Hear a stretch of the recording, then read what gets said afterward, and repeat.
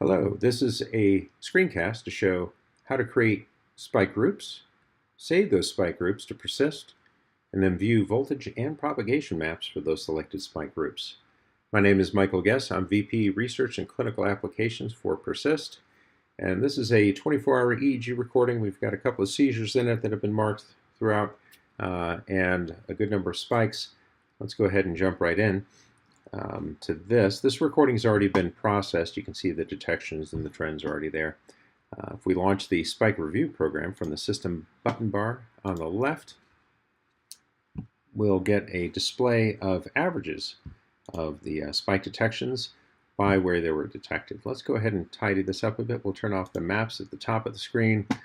We'll toggle on artifact reduction, and that'll re-average those, and we can select a different montage here. Let's go ahead and select a bipolar montage.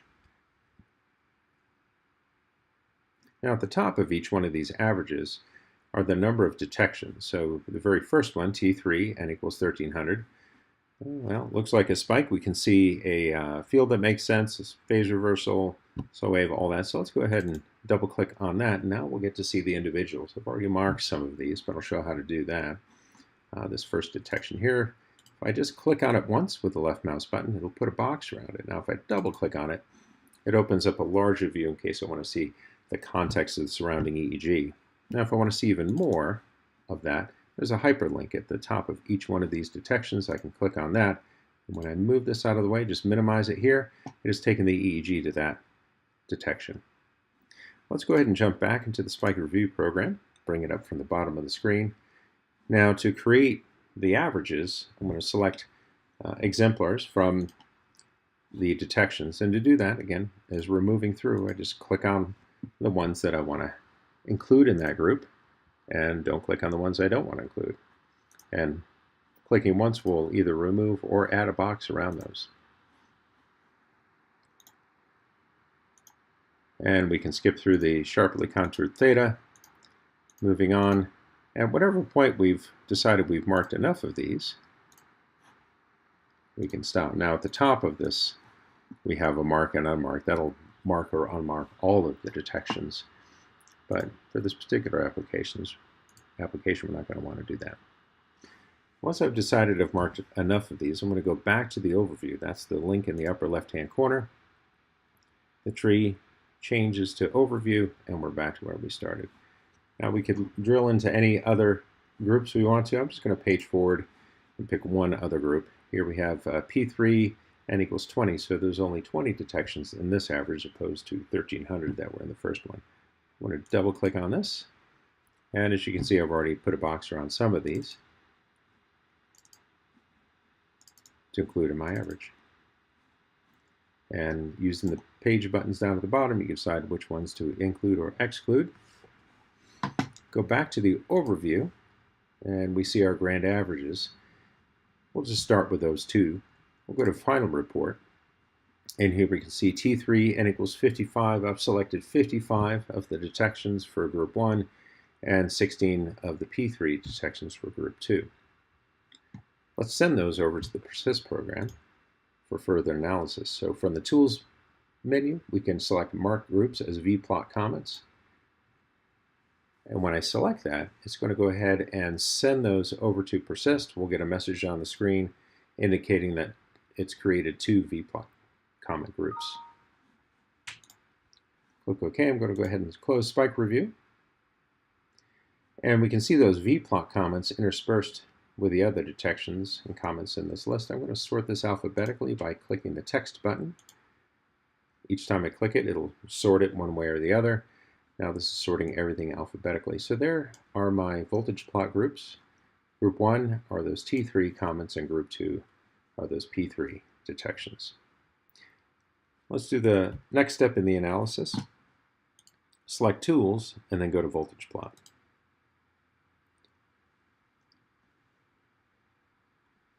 Now when the program launches, it may be showing a bipolar montage.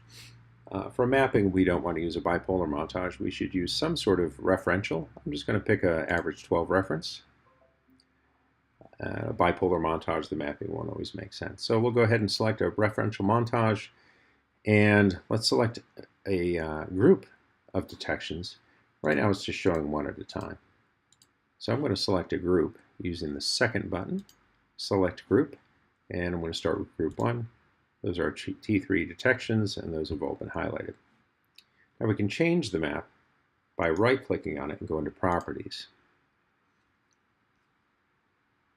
If I click the Topograph tab, I can smooth the map using contours instead of cells. I can change the color scheme, and there are other controls in here as well that are described in the user manual and the help file. Let's go ahead and start with that. Click OK, and we can see that the contours are smoothed and the electrodes are now displayed and so forth. Let's go ahead and change this into a propagation map. I'll right-click on this, go to Properties, and under Propagation we have rows and columns. We'll change this to 3 and 3 and leave the contour delta at 5 milliseconds. Go ahead and click OK. And now we have 3 rows of maps. The center map, t equals 0.0 milliseconds, that's at the spike peak. And then you can see these incrementing plus or minus 5 milliseconds with each map. So from this to the left, there's -5, -10, -15, -20. To select the other group, click the second button on the toolbar, changes to 2, and that updates with the P3 spikes.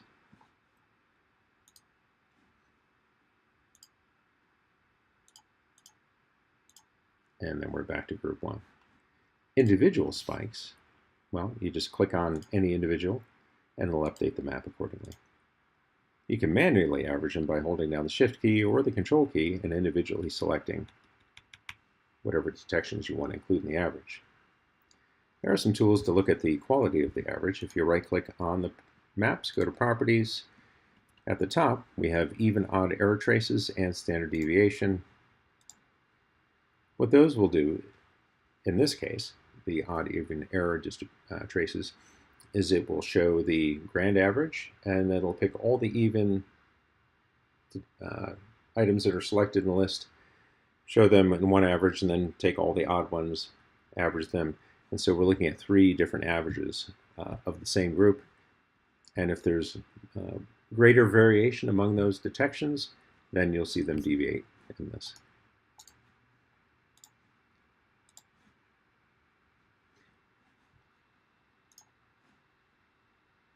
Select group 1, and it picks all the spikes that are in group 1. Any questions, feel free to contact me. This is Michael Guest from Persist Development Corporation. Thank you for watching.